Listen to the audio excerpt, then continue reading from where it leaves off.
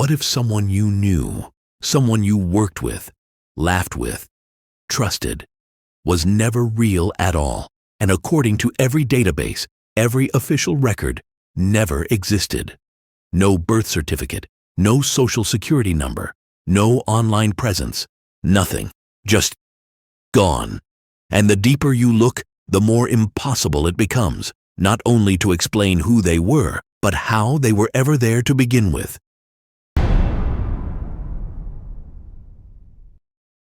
The coffee was still warm when they found her body.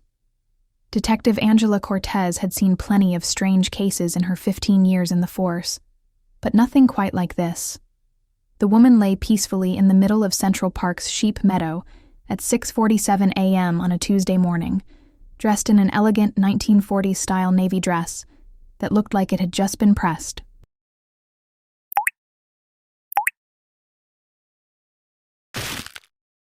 Her auburn hair was perfectly styled in victory rolls, her makeup flawless, and her hands folded neatly over her chest as if she were simply taking a nap. But she was dead. Had been for hours, according to the coroner's initial assessment. The first peculiarity was the coffee cup beside her, a paper cup from Joe's coffee shop on 82nd Street, still radiating warmth despite the October chill. The second was her appearance.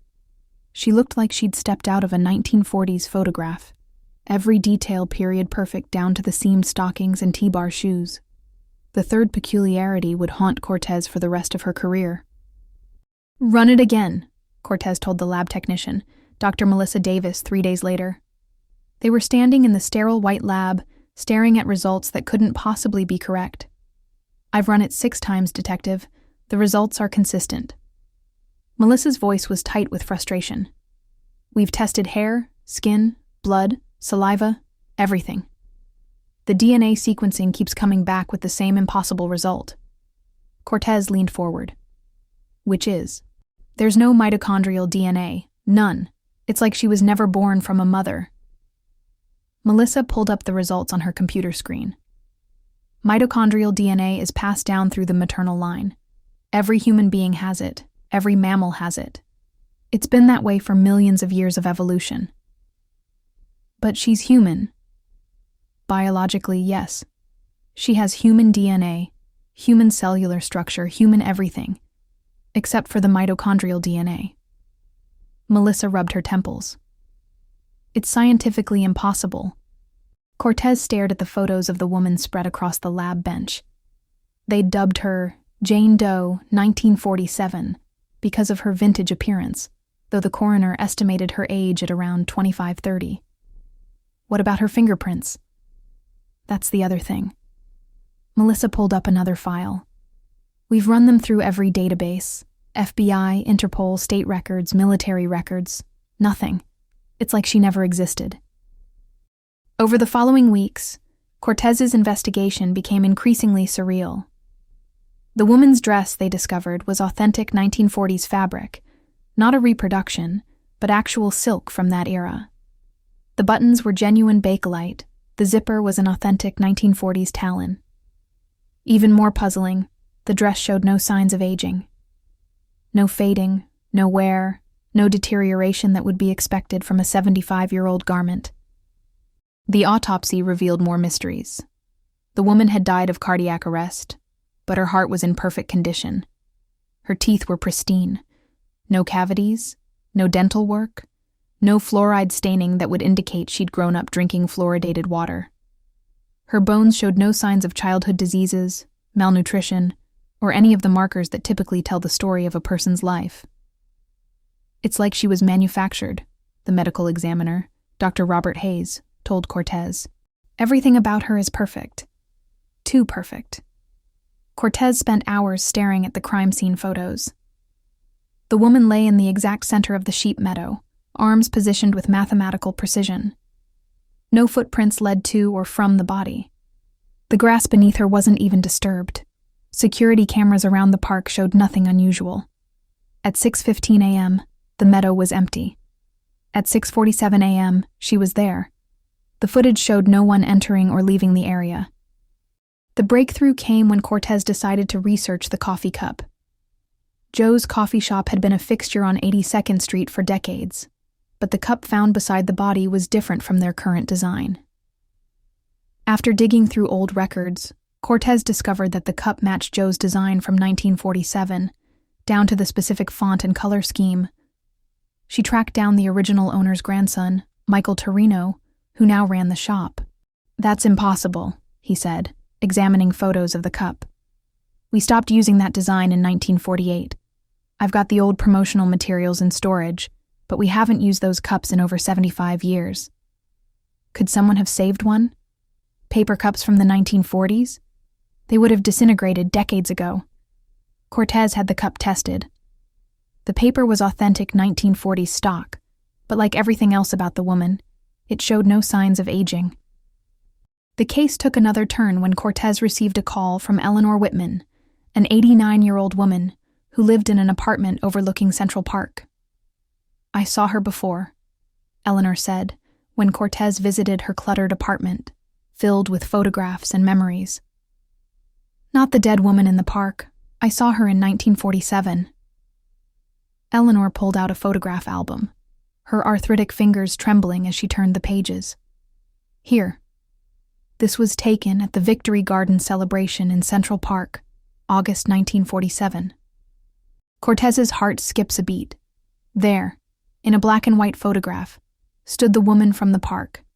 Same face, same hair, same dress. She was standing with a group of people, smiling at the camera. "That's impossible," Cortez whispered. "I remember her because she was so beautiful, and because she disappeared." Eleanor's voice was barely audible. "We were friends for about a month that summer.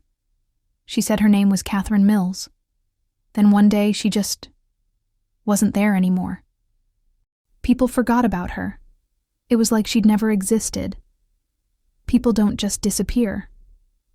"No," Eleanor agreed. "But Catherine did.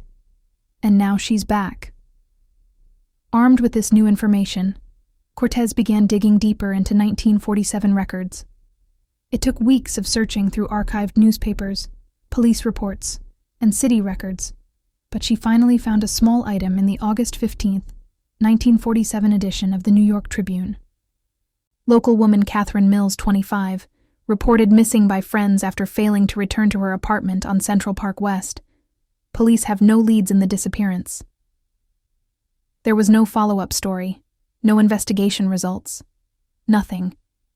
Cortez tracked down the original police report from 1947. The investigating officer, Detective Frank Morrison, had noted something strange. None of Catherine's supposed friends could provide any concrete details about her life. No one knew where she worked, where she'd come from, or who her family was. It was as if she'd simply appeared one day and vanished the next. But the most chilling detail was in Morrison's personal notes, written in fading ink. Subject shows no signs of typical life history. No childhood scars, no dental records, no known associates beyond casual acquaintances. Investigating officers note unusual absence of mitochondrial DNA markers in blood samples. Cortez stared at the report. DNA testing hadn't been invented in 1947. The technology wouldn't exist for another 40 years. Yet there it was, written in Morrison's hand. As Cortez delved deeper into the case, she began to notice something disturbing. Other officers who'd worked on the case were beginning to forget details. The lab technician, Dr. Melissa, called one day claiming she'd never worked on any case involving missing mitochondrial DNA. When Cortez showed her the lab reports, Melissa stared at them as if seeing them for the first time. "I didn't write these," Melissa insisted, even though Cortez had watched her do it. The medical examiner, Dr. Hayes, had no memory of performing the autopsy. The security guard who'd found the body couldn't recall the incident. Even the crime scene photos were beginning to fade from the evidence files. Cortez realized she was the only one who still remembered Catherine Mills. She began writing everything down, keeping detailed notes in a journal she carried everywhere. But even as she wrote, she could feel the memories becoming slippery, like trying to hold water in her hands. On a cold December evening, 3 months after finding the body, Cortez returned to the sheep meadow. She stood in the exact spot where Catherine Mills had been found, trying to make sense of the impossible case. That's when she saw her. Catherine Mills stood at the edge of the meadow, wearing the same navy dress, looking exactly as she had in 1947, and in the photographs. And on the autopsy table, "You remember me," Catherine said, her voice carrying clearly across the distance between them. "Most people forget." Cortez's hand instinctively moved to her weapon, but she didn't draw it. "What are you?" "I'm not sure anymore." Catherine walked closer, her feet making no impression in the frost-covered grass. "I remember being human once. I remember being born, having parents, a childhood. But those memories feel like someone else's dreams. The DNA tests show I was never born, because I wasn't, not in the way you understand birth." Catherine stopped about 10 feet away. "I was made, created. But by whom and why, I don't know." Cortez found her voice. "Why do people forget you?" "Because I'm not meant to exist. I'm a mistake, an anomaly. The universe has a way of correcting mistakes." Catherine smiled sadly. "But sometimes, if someone remembers hard enough, holds onto the memory tight enough, I can exist for a little while longer. The coffee cup, the dress, the perfect preservation. I exist outside of time. When I manifest, I bring pieces of when I was last real with me. 1947 was when I was most real, most human, so that's what I return to." Cortez felt tears freezing on her cheeks. "Why are you telling me this?" "Because you're the only one who remembers, and because I need you to know that I was real once, that I existed, that I mattered." Catherine began to fade, becoming translucent. "But I can't hold on much longer. The universe is pulling me back to wherever I came from." "Wait," Cortez called out. "Who made you? Why?" But Catherine was already gone, leaving only the faint scent of 1940s perfume and the echo of her voice. Some questions aren't meant to have answers. Detective Angela Cortez submitted her final report on the Catherine Mills case the next morning. It was a single page, stating that the investigation had been closed due to lack of evidence. The body had been cremated, the DNA samples destroyed, the case files archived. But Cortez kept her journal, hidden in a safety deposit box along with the original 1947 police report and Eleanor Whitman's photograph. She wrote everything down, every detail, every impossible fact, knowing that someday, someone else might need to remember. Because sometimes, in the early morning hours when the park is empty and the world is quiet, joggers report seeing a woman in a 1940s dress walking across the sheep meadow. She's always carrying a coffee cup, always smiling, always looking like she's waiting for someone. And every time someone sees her, they forget her by nightfall. All except Detective Angela Cortez, who remembers everything, and who sometimes wonders if she's the only thing keeping Catherine Mills from disappearing forever. The case remains officially unsolved, filed away in the basement of the 19th precinct. But Cortez knows the truth. Some people exist between the cracks of reality, and some mysteries are meant to remain mysteries. After all, if everyone forgot about the impossible, what would happen to the impossible itself? To this day, the case file on Catherine Mills remains the only unsolved case in Detective Cortez's career. She retired 5 years later, but still visits Central Park every Tuesday morning at 6:47 a.m., just in case someone needs to remember.